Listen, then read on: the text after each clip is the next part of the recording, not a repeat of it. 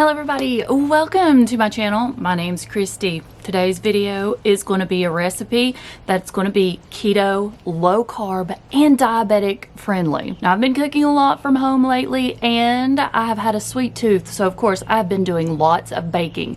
I'm more of a baker, not really a chef. I have an entire playlist available to you guys of easy keto recipes, easy air fryer recipes, meal preps. You're going to be able to find lots of food options over here. So if you're not already subscribed, if you'd do so, I'd love to have you as a member of my YouTube family. Hit that notification bell so as soon as I upload, you're going to be notified. If you are looking for additional content, I am on other social media platforms like Instagram and TikTok.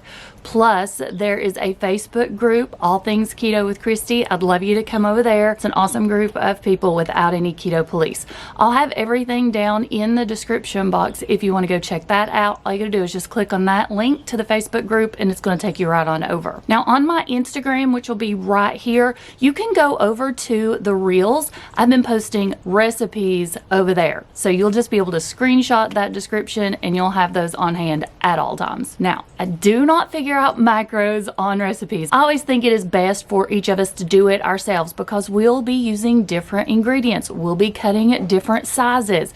So make sure you figure out macros if that is something that you're worried about. But I do have all of the ingredients and measurements listed in the description box for you so you can pull it up and screenshot it. Okay, that's enough talking because winter has hit in Tennessee again. Let's go. I want to show you this peanut butter cake. Super simple, really minimal ingredients, very moist and delicious and absolutely amazing. I'm sorry for those of you that do not like that word, but this cake is so good. You're going to love it. Low carb, keto, and diabetic friendly peanut butter cake with peanut butter icing. It only takes a few ingredients, but I'm giving you fair warning. This is a dangerous cake. Just ask Chris. First thing you're going to need is a large enough bowl that you're going to be able to use a hand mixer. First item we're adding to the bowl is going to be 1 stick of softened butter. Next ingredient is going to be peanut butter. I like to use the Smucker's natural peanut butter in creamy. This has nothing added to it except for peanuts and salt. So you don't have to worry about any added sugars or any added oils to this. Add into your bowl 1/2 cup of peanut butter. I hope you guys like peanut butter as much as I do. I literally crave peanut butter every second of every day. So go ahead and add that to your bowl. Beat together the stick of butter and the 1/2 cup of peanut butter until it is completely lump free.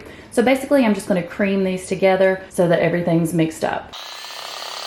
After about a minute's worth of mixing, it starts to get this creamy consistency. Now we're going to add in the remaining ingredients. 4 eggs, cake mix of choice. This makes it so much simpler. So I'm using the Duncan Hines classic yellow cake mix that's keto friendly.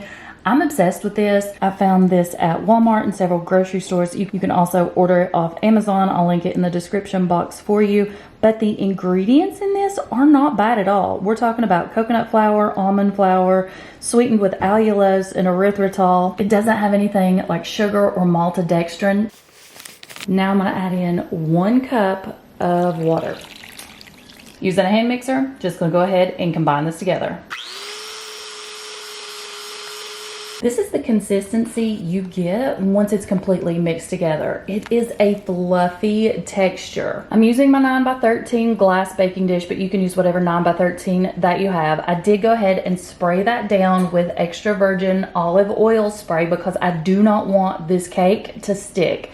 Now you can line it if you want to, but I plan on leaving the cake in this Pyrex dish because I have a lid for it. That way it's just gonna stay fresh longer. Exhibit A of this not being a pourable batter. Dumped it all in my 9x13. I have this spread out evenly, but I failed to mention that you have an optional ingredient here that you could add in. Additional chips if you want. So milk chocolate chips, peanut butter chips. This is a versatile recipe. You already know I love Chalk 0. They have my favorite baking chips. I'll have them linked below with the discount code if you want to order them. But for today's recipe, I'm not going to be adding any into this. I want to show you exactly what it looks like without it. 325 degrees. We're going to bake this between 30 and 40 minutes. Just took the cake out of the oven. I took it out at the 35-minute mark. Now, when it was in the oven, it was still a little jiggly, but once I inserted that toothpick, it came out clean. You do not want to overcook this, so you'll pull it out when it's just a little jiggly, and it's going to continue to set up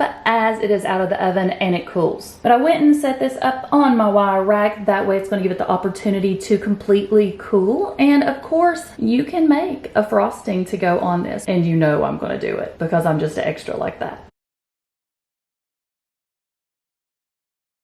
Now that it's completely cool, we're gonna go in with a peanut butter frosting, but you can go in with whatever frosting you want. Now all you're gonna need is confectioner's Swerve, vanilla extract, stick of butter, milk substitute of choice. You can use heavy whipping cream if you want, unsweetened almond milk, unsweetened coconut milk, whatever is your favorite to use. Today I'll be using the unsweetened vanilla almond milk. It's my favorite. And of course you're gonna need peanut butter for a peanut butter frosting. So in your bowl, half a stick of softened butter and a half a cup of peanut butter of choice. We're going to cream those two together so we get that nice fluffy consistency again. This is going to take about 1 minute to mix up completely. Once you have that creamed together, you're going to add in 1 teaspoon of vanilla extract and your keto-friendly confectioner's sugar of choice. And I'm using the Swerve. I'll have it linked below for you if you do have a hard time finding it. On this particular part of the recipe, it's going to vary just depending on the consistency that you want your frosting to be. So I'm going to start out with 1 cup and just gently start adding it to this. Frosting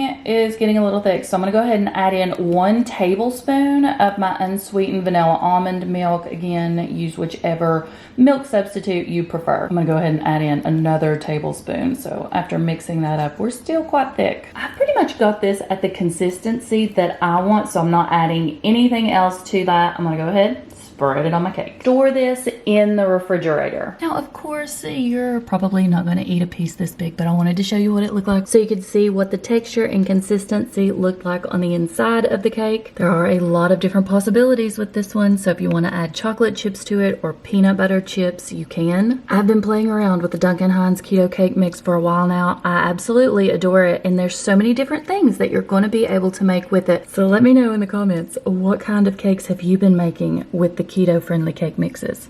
Let me know in the comments below. Do you love peanut butter as much as we do?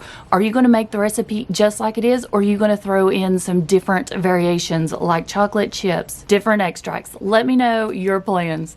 Thank you all so much for watching, and make sure you check out some of my other videos while you're hanging out over here today. I'll see you in the next one. Bye.